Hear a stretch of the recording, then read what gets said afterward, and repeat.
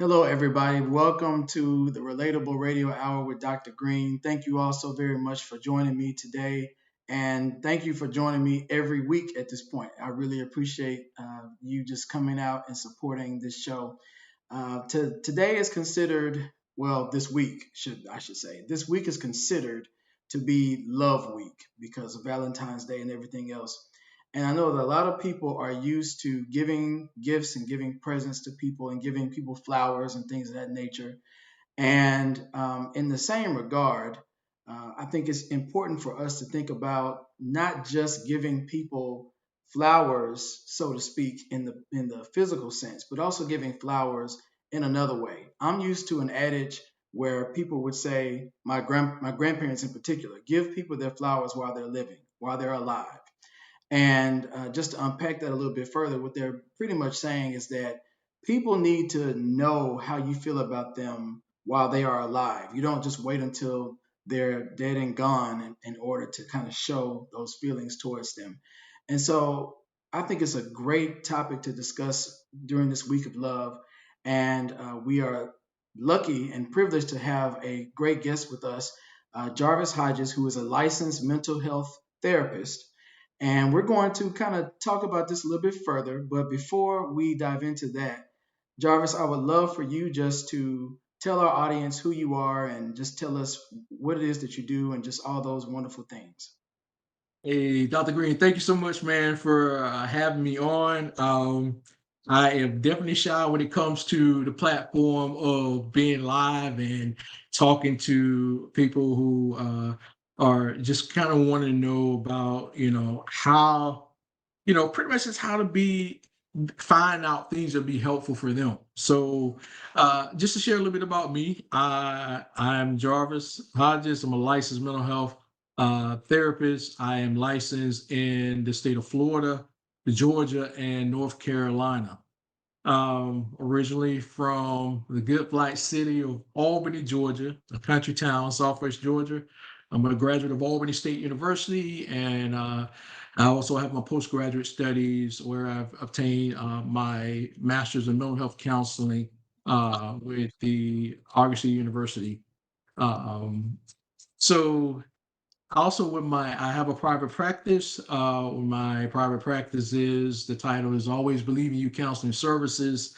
And I took that practice on, Dr. Green, to actually start working on mental health to address the mental health needs for not only just African American males, but male in general to address their needs and to understand what their mental is or their emotions and feel comfortable in sharing it. As you know, if there, a lot of us as males, we tend to take on that stance of working hard and not addressing, how we truly feel. The social media have taken this by storm now because as you can go on Instagram, Facebook, and other areas you see where they talk about the addressing the male because they've always seen this hardness of men and that shield that they are not someone who can be vulnerable. Those are not words that we like to use as men, and also to address, pretty much, you're weak in a moment and need the support. So my platform address men's mental health, families, and also other traumas that takes place, and even in the relationship as well. So thank you for having me, and I'm here for the questions. Well, you definitely have a wide array of experiences, and I know that the audience will get a lot of your knowledge and experience from this conversation. So thank you for just sharing your wealth of knowledge with us. And being a black man who also has a master's, my master's is also in the counseling realm.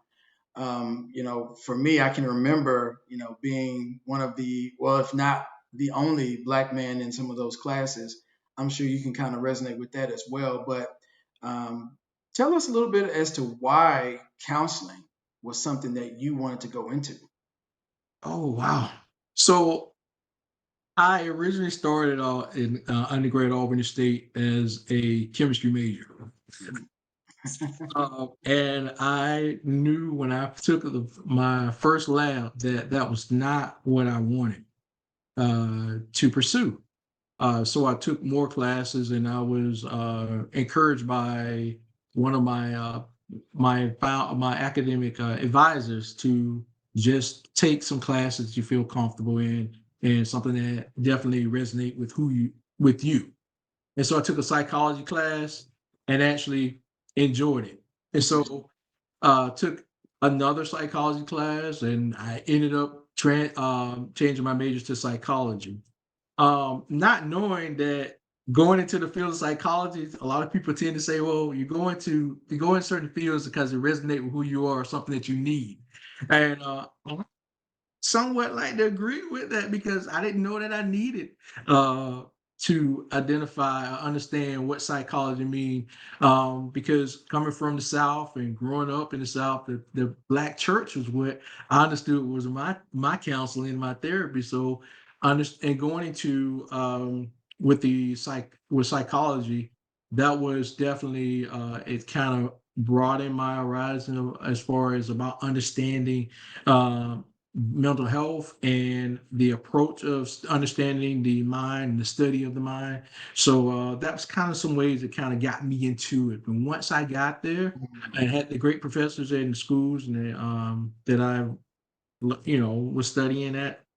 Hey, I fell in love with it, and I fell in love Mhm. with trying to understand and help people because a lot of times people don't know what they need support with until you can be able to help them to get to identify what those things are that they need support on.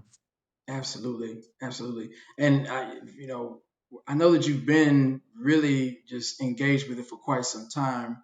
Um, what has kept you kind of moving along in this field so well? Like, what has kept you so actively engaged in this field?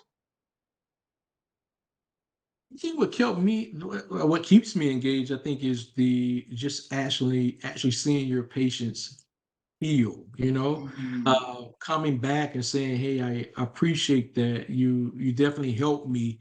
So seeing someone come in your sessions that are vulnerable, that are maybe feeling like, okay, I need the support, but I don't know how to do it, and actually listen and go through the steps of healing. I think that what makes me appreciate the craft of what I have, and it's not something that I'm doing. Is always about what my clients do when they come to therapy because truly it's a relationship, a therapeutic relationship when it comes to therapy. And if you can get people to come in at the initial part of phase of therapy and you can grasp them in to understand that they are in a place of healing and in a place of trust, I've seen it to me, I've seen a lot of great work out of that.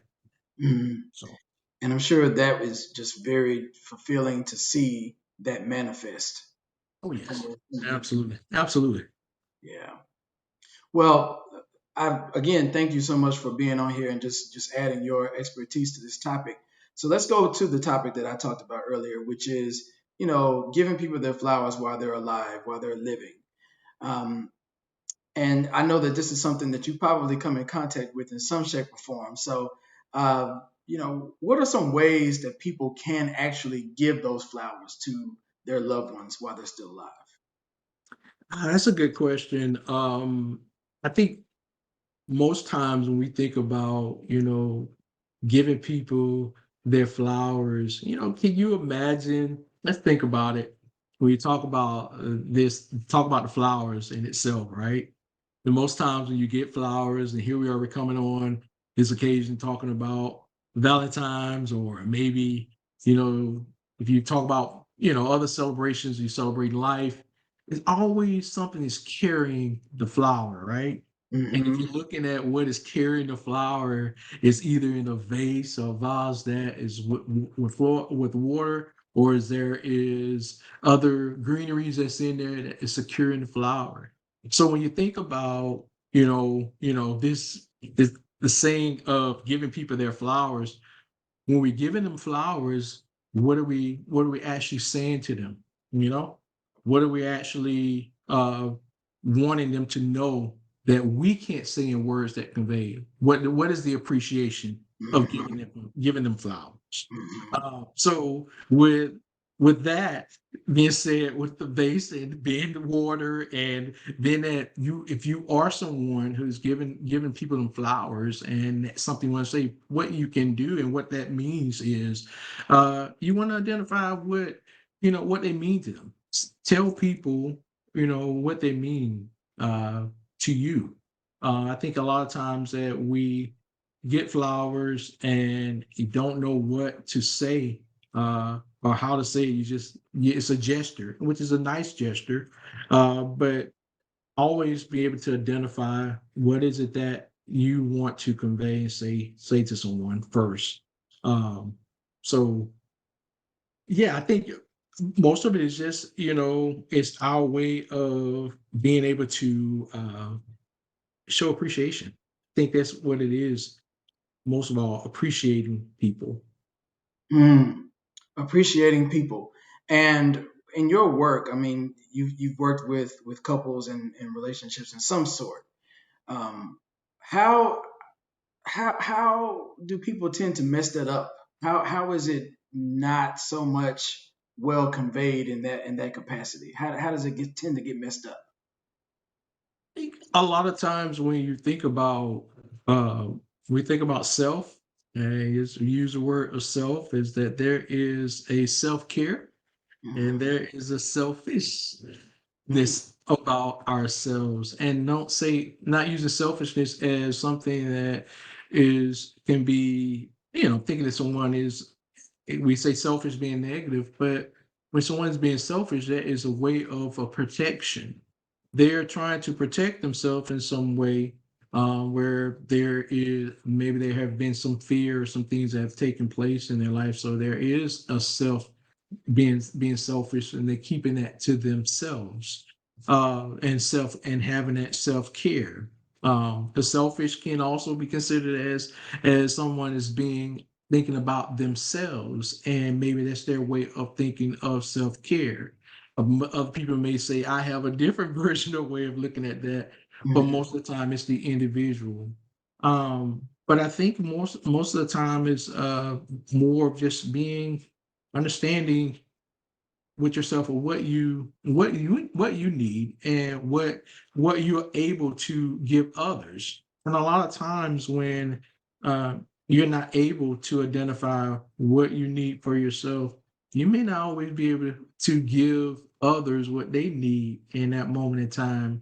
And that's even considering the flowers. Sometimes flowers can be something that we give people because we just know traditionally that's what others have done, and that's a gesture. We see other people have given flowers and get the biggest bouquet of roses and things like Mhm. that. But identifying what identifying what others need, and also identifying if you're able to do that, is a good thing. So Yeah, I think a lot of times people will sometimes get um, fixed in the, oh, well, I know that people generally get like a big bear, or will get a large, heart shaped box of candy or something like that. But when we think about treating someone the way that they want to be treated, takes a lot of observing, a lot of paying attention to, and really getting to know these individuals so that you can do other things to kind of show them, those ways.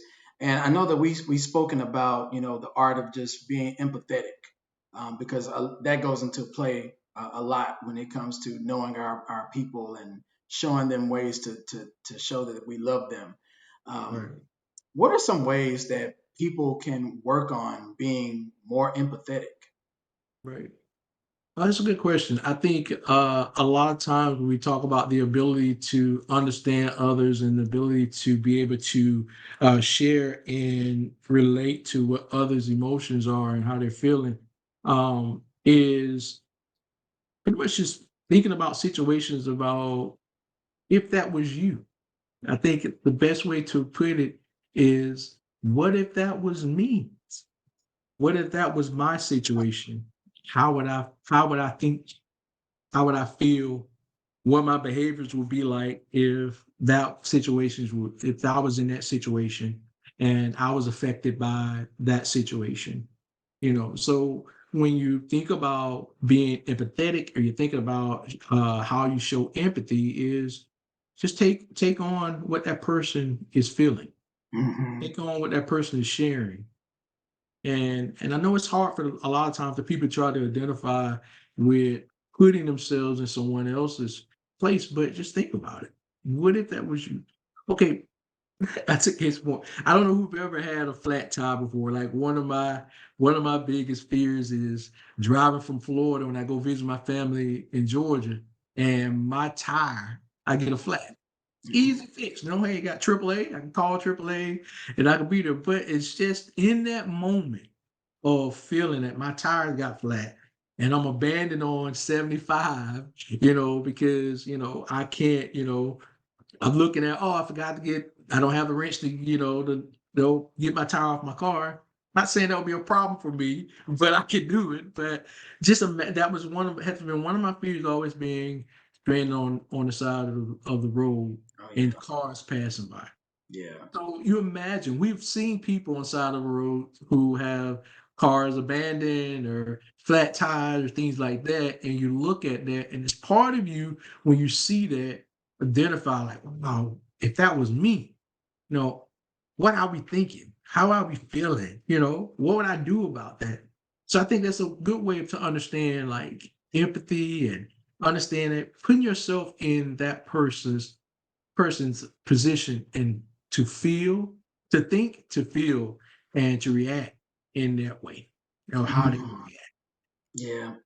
Now, I'm asking you a question solely based on what you have observed in your, practice of being a therapist. So this is not a generalizing type of question. So I don't want people coming in and saying, "Oh, Dr. Green, but I'm just asking this question just based on your experience. Sure. Would you say, well, no, let me put it that way. In your opinion, have you seen more cases of men or women not seeming to be empathetic towards their partners? What have you seen? Ooh.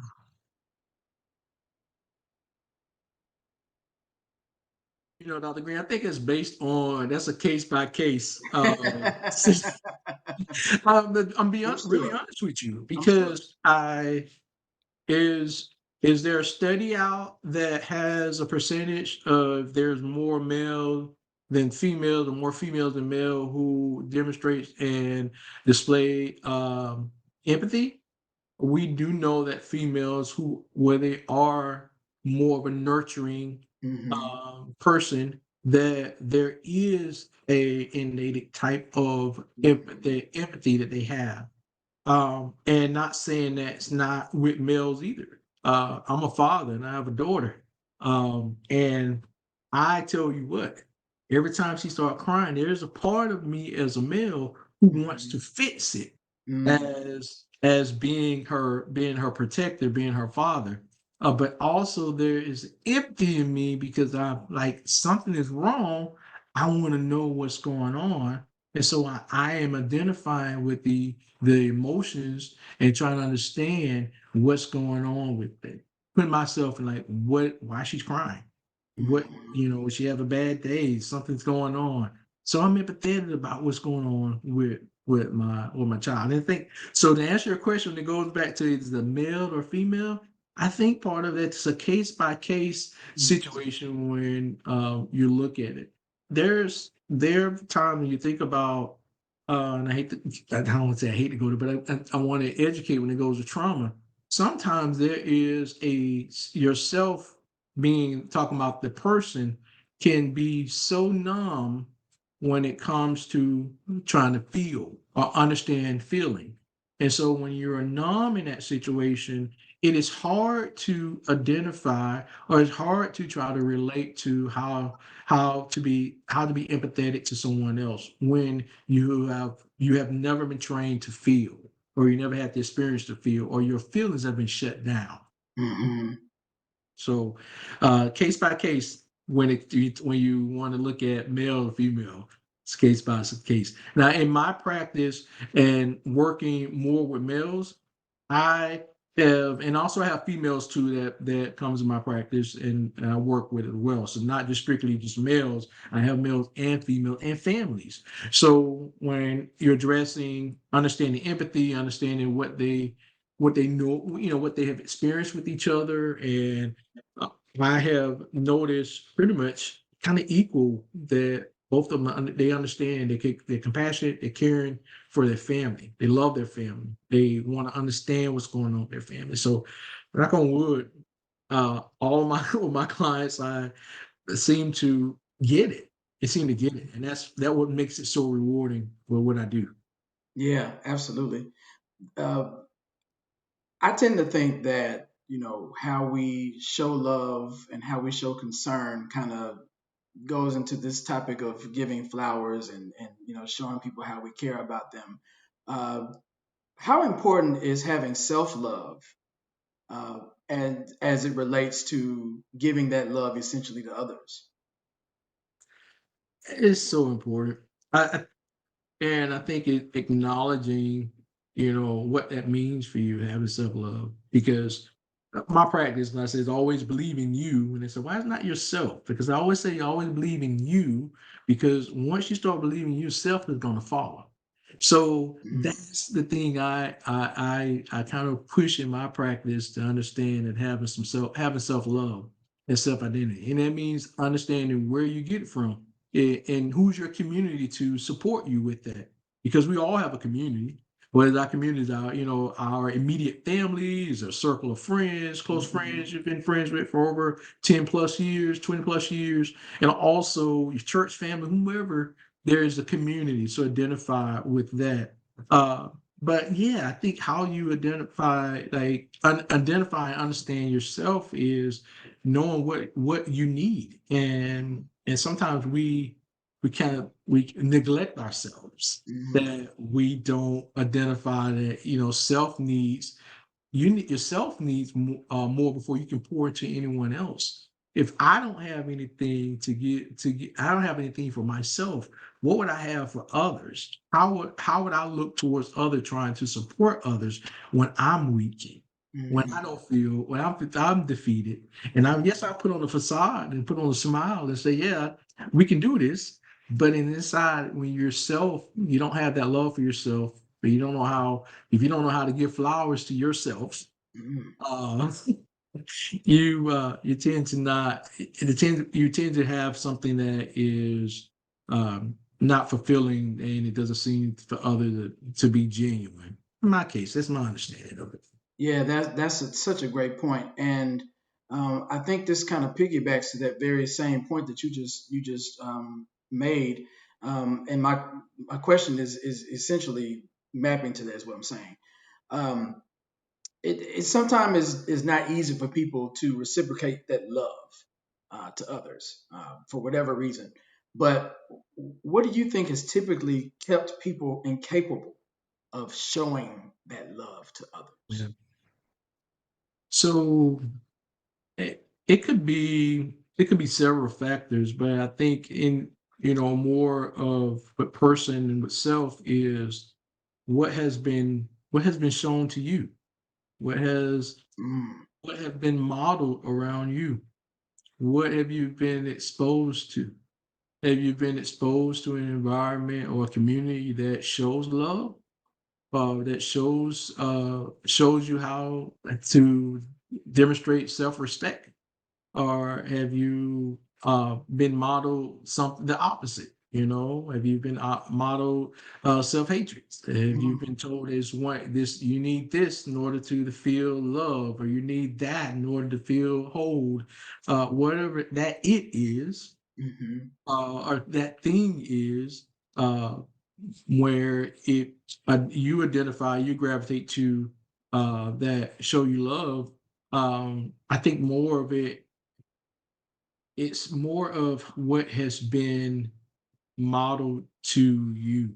That's important. mhm, I think I use that word model because if you have not been shown, or if you have not seen it, heard it, in something that is repetitious every day, hear it every day, or at least be in an environment where it's shown, and you can like, wow, that's something that I want, or that's something that I need, or I never got that, I never received it because you never heard it. No one ever told you, uh, about how beautiful you are, how loved you are, how caring you are, how respectful you are, having those affirmations there to affirm who you are, and you being able to tell it to yourself that I'm enough, I'm powerful, I'm believable, I'm brave, those things like that. I those are things that people need and some have to gravitate to. Like if there's a negative about you that you feel like that's what you need,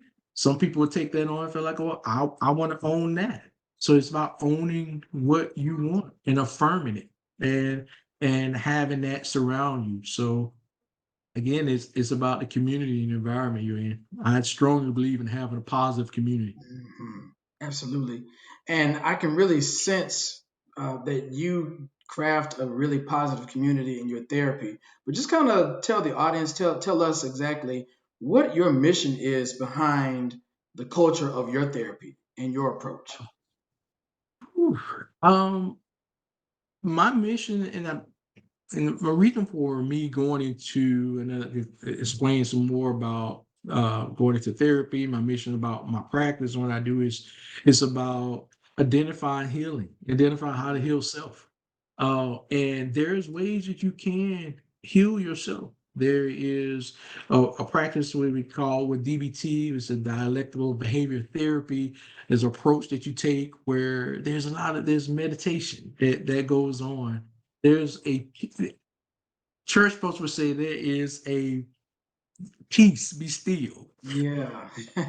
You understand? I'm sorry to get churchy here, but Yeah. there Yeah. is a peace, an inner peace within yourself, and sometimes you just have to breathe through certain things and find out their inner peace. So my mission for understand with my therapy and with my practice is getting back to self, healing self, knowing self, respecting self, caring for self. And then my name says it, always believe in you, yourself will follow. So yeah, uh that's pretty much what I do. It's beautiful. Beautiful. And what is the best part about being a therapist? I think there's so well, the best part about being a therapist is actually um seeing your clients appreciate that they can do self-healing, right?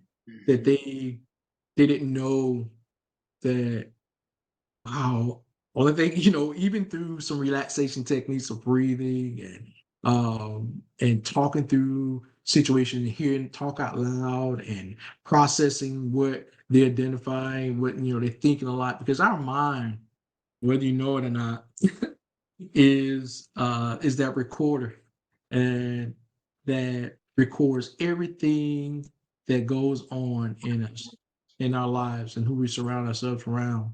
And what happened is that we we tend to take that, and it's projected out, or it continues to play in our head um, constantly.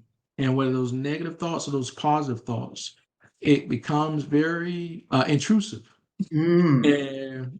And what happened is that it tends to either make us feel negative about ourselves, or make us feel low about ourselves, or it give us some motivation.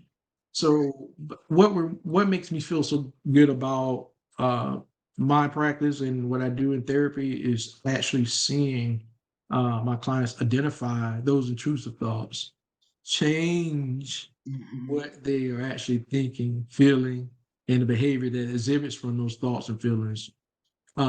Classic cognitive behavior therapy. I'm getting more the modalities of what I do in treatment, but it is so much of people understanding that there is what the thinking is, or in between the thinking and the actual feelings, there's a physiological Mhm. reaction to us that makes it so real that some people feel like I am losing control Mm. because they feel it. They actually feel it. So I love my therapy where I can be able to go in and identify where you feel that at.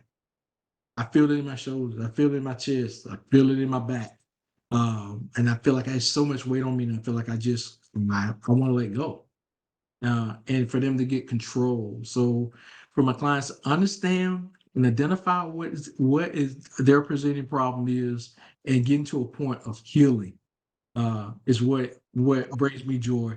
And actually seeing it. There's some sessions that clients have met with me, and the first, second, and third session, and they come back, and I can see in their facial expression there is this glow of smiling, like I got some clarity.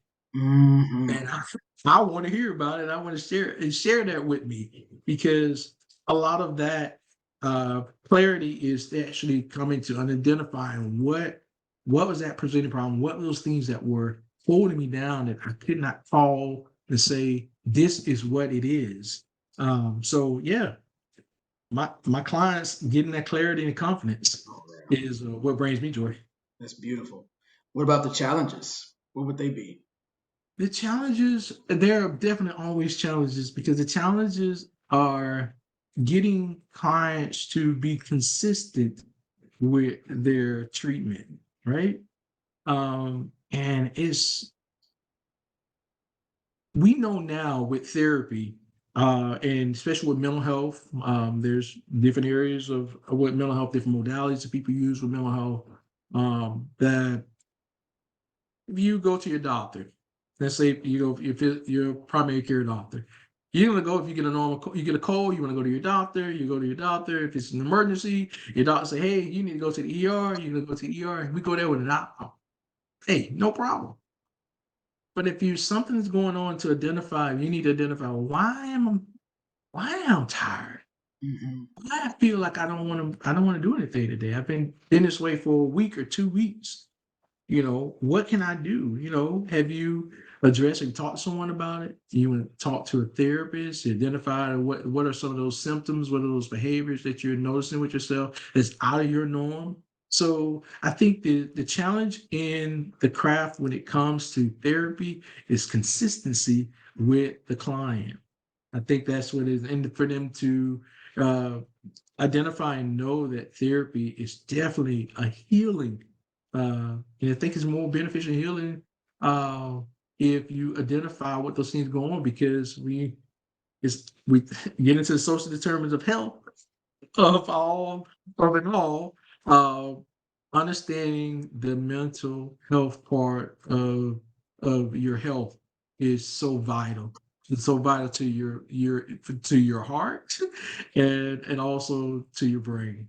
Absolutely. And I feel like you're preaching to me. As you were kind of saying all those things, I remember my therapist kind of telling me those same exact things when I, had gotten therapy pretty much grad school. Throughout that entire time, I was in therapy, and just was one of the most transformational times of my life where I was just able to get some of that clarity that you spoke of, and was able just to be free and clear of all the stuff that was in my head that I had no idea that was in my head. So I think you were definitely preaching to me and a lot of people that are listening. So, what advice would you give someone who is thinking about getting counseling, whether it's an individual or a couple? What advice would you give to those individuals?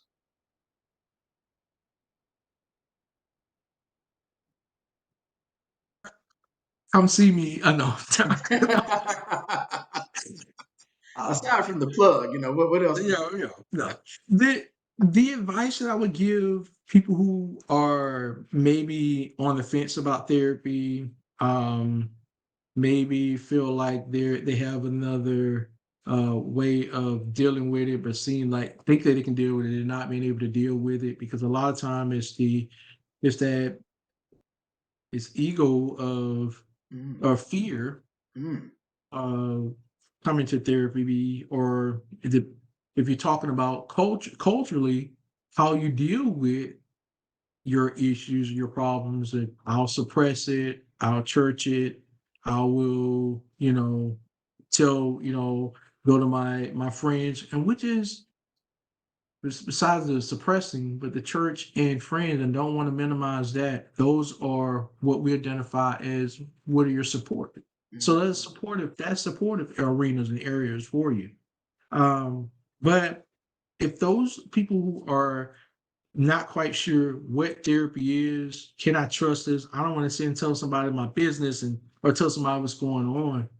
You need to unpack it. You've already are carrying something that's so heavy for you that you feel like it is too much. Like it affects the way, and that kind of spills over into your areas of craft, like whether it's your job, whether it's your relationship, where is your family, where is they're just trying to have the creative ideas to do something in your next step, but you feel like there's a block there and you don't know what's going on. A lot of that is that you have taken on so much cognitively Mhm. and it's blocking you to be able to process and feel. Because a lot of times when you're not able to unpack, you start loading on so much. You take on different other projects, you take on the other different situations, and what happens is if you forget about you, and you can't forget about yourself. So you got to Mhm. learn how to be able to have a place to go to address that. And why not see a licensed professional counselor? And Absolutely. whether it's a licensed clinical social worker, licensed marriage family therapy to address family issues, relationship issues, or whether it's a licensed mental health counselor to address it all. Why not? Why Mhm. not? Mhm. Mr. Jarvis Hodges, you have given us a lot to just kind of have in our brains and to really kind of echo as it relates to giving flowers and delving in more into just mental health in general because I think it's really connected. Uh, and as we just kind of circle back to that very topic of giving someone their flowers, giving people their flowers, I should say, what are maybe one, two, if you got three tangible things that people can do to give flowers to somebody that they love? Mhm. I think for me, the most important thing that someone can give uh, to themselves and also to others Hmm. is being able to yield for yourself uh, and be able to say yes to yourself. But when you are talking about giving something away to others, our time is definitely precious. And people, we enjoy time with others. Hmm. So when you are thinking about giving flowers, think about what you can do when it is about giving time. Are you able to give that time? And if you are, give it. Give it Hmm. because it does something for you too when you're able to share time and be able to support people and be a help to push them forward to give them something Hmm. that could help them Yeah, um and always knowing what your community can give you and what you can be an enhancement in your community. So yeah, I think a lot of it is giving the time, and sharing the love in that time and support too. absolutely. Great, great, great tips of advice to give as it relates to that. And one word that affirms who you are, what would it be? Oh, you one word? One word. Me? One word. Um, I think one word is there's several words when I think about one word that describes me as a healer and as a helper, as a motivator. But I think one word that I have to say about me is action. Mm. Um, and so Yeah, putting things in actions. That always uh, believe in you. Counseling services. I always talk about the actions, the bravery, the idea, and always being able to say yes to yourself and yield for yourself. Because when you can do all that, you're starting the process of healing. So, That's awesome. That is awesome. Mr. Jarvis Hodges, thank you so much for joining us hey, on thank you. the show tonight. Really, I think a lot of people are going to get so much from what you've shared. And it's always just great to just have, people such as yourself to come and just to share what you have experienced and learned and observed over the years and your expertise. Definitely thank you again for joining us. I'd like to kind of close the show doing a couple of things. First off, if there's a way that anyone can get in touch with you, how would that be? And uh, however you choose to share it, please do. Yes, absolutely. So I'm not like the mainstream of everyone with social media Yeah, platform, and I think part of that is more of as a licensed professional therapist, just keeping those boundaries of absolutely. understanding and in the craft. But I can be reached. I am on a platform called Alma. Alma means soul, but there's a platform called Alma where a lot of my clients are in the state of North Carolina, Georgia, and Florida. They reach out to me, so you can definitely reach me on Alma. And yeah, that's my platform of being able to reach me. So how do you spell that Alma? I'm A imagining it's with an A, but I may be It wrong. is an ALMA. Alma. Okay. Alma. All right. And what's something that you are grateful for today? Um, I am definitely grateful for family and friends. Hmm. Um, it's it's important to me. It what keeps me thriving. And it keeps me when be able to know that I have family and I have friends who truly and genuinely love me. It allows me, it fuels me, and it puts me to actions to be able to show and reflect the love and respect back. So family and friends. That's beautiful. Beautiful. If I were to think about something that I'm grateful for today, I think I would be grateful for just second chances, because everybody makes mistakes. I think I mentioned that to the audience some weeks ago. I make mistakes every day, but I'm grateful for those second chances. We always get a second chance to do something again. So I'm grateful for that. Well, Awesome. again, thank you so much for coming. I really appreciate you for coming and sharing your knowledge and everything with everybody. I hope that you all join us again next week. We're going to have another amazing topic to discuss and have on record. So I hope you all have a great rest of the evening. Have a great week. I hope you all have enjoyed this love week and hope to see you soon. See you next week.